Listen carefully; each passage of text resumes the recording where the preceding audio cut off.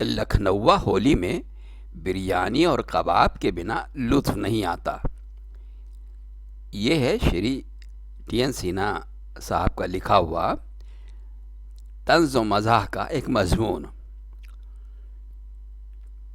کہتے ہیں کہ لکھنؤ کی تمام روایتوں میں ہولی نے ایک علیحدہ ہی مقام حاصل کیا ہوا ہے۔ اسے محض ایک تہوار کی بنسبت ایک خمار کہنا زیادہ مناسب ہوگا۔ خمار کا عالم یہ کہ مہینوں پہلے اس کی تیاریاں شروع ہو جاتی ہیں۔ سال بھر کے لیے کچری، چپس اور آلو کے پاپڑ بننے لگتے ہیں، جن کو چھت پر سکھاتے وقت بندروں سے بچانے کی جدوجہد میں بے حد مشکلیں بھی پیش آتی ہیں۔ اس کے بعد نمبر آتا ہے ہولی پر بننے والی گجیوں کے لیے کھوئے کی تلاش کا۔ اس کی چرچا تقریباً ہر محلے کے چوراہوں پر ہوتی ہے کہ بڑھیا کھویا آخر مل کہاں رہا ہے۔ اس کے علاوہ ہر سال اسے حاصل کرنے کی عجیب و غریب تجویزیں بھی پیش کی جاتی ہیں۔ یہ جانکاری نہایت پوشیدہ ہوتی ہے اور اسے حاصل کرنا ہر ایک کسی کے بس کا نہیں۔ کسی طرح یہ معلومات کے حاصل ہوتے ہی کہ راجہ بھوج اور گنگو تیلی میں کسی قسم کا کوئی فرق نہ کرتے ہوئے سب کی بیویاں جھولا پکڑا کر دوڑا دیتی ہیں۔ اس میں کامیابی ملنے کی قطعی کوئی گارنٹی نہیں ہوتی ہے۔ کامیاب لوگوں کی خوشی ان کے چہروں پر صاف جھلکتی ہے، اور جن کے ہاتھ ناکامی لگتی ہے ان کے لٹکے چہروں کی مایوسی خود بخود ساری کہانیاں بیاں کر دیتی ہے۔ گجیا بنانے میں کسی ہنرمندی کا کوئی دخل نہیں، بس میدے میں صحیح معین اور گجیا کھونٹنے کی اصل ہنر ہے۔ بڑھیا کھٹی ہوئی گجیوں کا محلے میں ذکر ہوتا ہے، جو ایک تمغے سے کہیں بھی کمتر نہیں ہوتا۔ واہیات طریقے سے کھٹی ہوئی گجیوں کو حقارت کی نظر نگاہ سے دیکھا جانا بھی عام روایت کا حصہ ہے۔ رنگ، ابیر، گلال کے علاوہ لکھنؤ کے کائستوں کی ہولی کا کھانے پینے اور ذائقے کے معاملے میں ایک جدا ہی انداز ہوتا ہے۔ کباب اور بریانی کے بغیر ہولی کا اصل لطف نہیں آتا۔ یوں تو سارے لکھنؤ میں مرغے ہی مرغے نظر آتے ہیں، لیکن ہولی کے موقع پر سب دڑبے میں گھس جاتے ہیں۔ ایسا نہ ہونے پائے، اس کے لیے ہمارے محلے کے شریواستو صاحب نے اپنے نوکر کو مرغا لانے کے لیے روانہ کر دیا۔ نوکر مرغا لے کر لوٹا تو پتہ چلا کہ مرغے کی ایک ٹانگ غائب ہے۔ پوچھنے پر نوکر نے صفائی میں ایک ہی کیفیت بار بار دینے لگا۔ شریواستو صاحب نے عاجز آ کر کہا، اماں کیا مرغے کی ایک ہی ٹانگ کی طرح ایک ہی بات کو بار بار دہرا رہے ہو؟ نوکر نے فوراً بات لپک لی اور کہا، اب تو آپ نے بھی تسلیم کر لیا کہ مرغے کی ایک ہی ٹانگ ہوتی ہے۔ اس جواب نے شریواستو صاحب کو لاجواب کر دیا۔ لیکن کائستوں میں سب شوقین طبیعت کے ہی ہوں یہ قطعی ضروری نہیں۔ ان کی بیوی ان سب چیزوں سے پرہیز رکھتی تھیں۔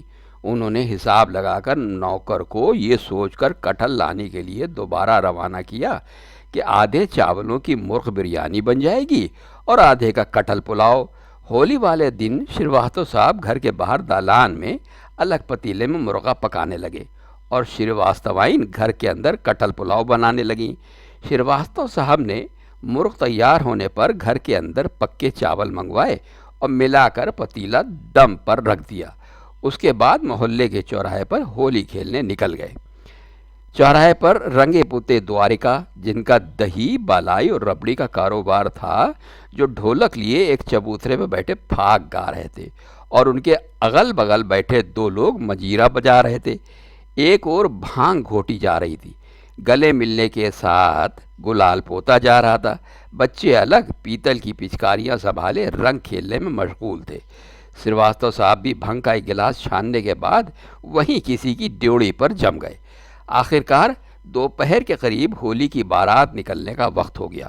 بارات یعنی کہ 3 ہاتھیوں پر لدی گلال کی بوریاں، جن سے مٹھی بھر بھر کر ہوا میں گلال اڑایا جا رہا تھا، اور پیچھے رتھوں پر سجی ہوئی جھانکیوں کے ساتھ چلتے سوانگ بھرے لوگ۔ بارات نکلنے کے بعد روایت کے مطابق گیلی ہولی کھیلنے کی مناہی تھی۔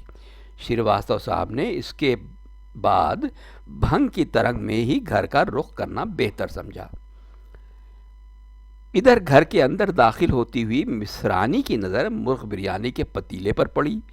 ادھر ادھر نظر گھما کر یہ تصدیق ہونے پر کہ کوئی دیکھ نہیں رہا ہے، اس نے تھوڑی سی بریانی نکال کر چکھی۔ ذائقہ پسند آنے پر اس نے بریانی ایک پلیٹ میں نکالی اور گھر کے اندر آ کر شرواسطین سے کہا، صاحب نے نہایت لذیذ بریانی بنائی ہے، آپ بھی کھا کر دیکھیں۔ دیکھتے اور سنتے ہی شریواستوائن کا پارا چڑھ گیا۔ انہوں نے آؤ دیکھا نہ تاؤ پلیٹ چھین کر باہر کی اور اچھال دی، جو اندر داخل ہوتے ہوئے شریواستو صاحب کے بغل سے اڑن تشتری کی طرح گزرتی ہوئی باہر گلی میں جا گری۔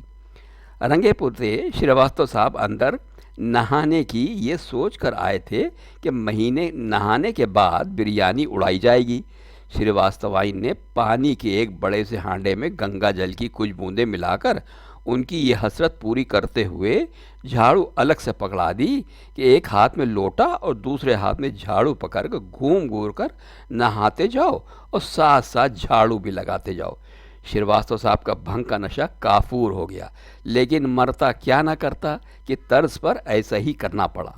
بہرحال اس کے بعد شریواستو صاحب کے باہر برآمدے میں دوستوں کے ساتھ باقی چیزوں کے علاوہ مرغ بریانی کی محفل جمی اور شریواستوائن نے گھر کے اندر محلے کی عورتوں کو لے کر ہولی کے گیت گائے۔